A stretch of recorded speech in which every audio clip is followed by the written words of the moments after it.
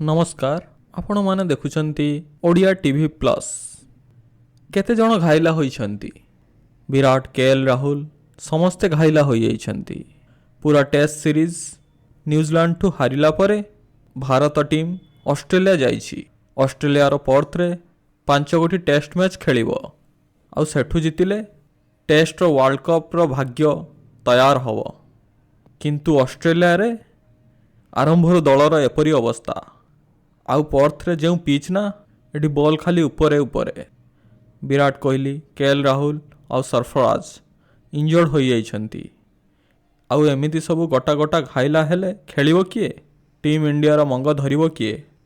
New Zealand ठू भयानक लज्जाजनक हारिया परे टीम इंडिया रो सबु किछि एबे एई मानक हातरे।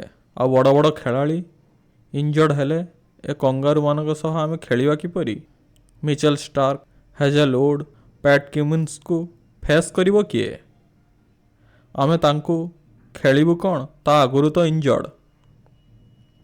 कुहा जाउछि कि शुक्रवार दिन प्रैक्टिस मैच समय रे राहुल को कहूणी रे बॉल लागिला।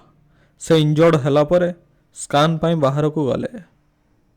ऑस्ट्रेलिया मीडिया अनुसार विराट कोहली भी घाइला अछंती। सी भी स्कान करिया पाई जाइछंती। एहा पर सरफराज मध्य इंजर्ड। एपटे captain Rohit Sharma first match खेलु नाहंती। एबे विराट कोहली को ऊपर बहुत प्रेशर। बॉर्डर गाभास्कर ट्रॉफी रे कौन हेबो ए नै फैन को मध्य रे बहुत चिंता। देखा जाऊ कौन हेउछि।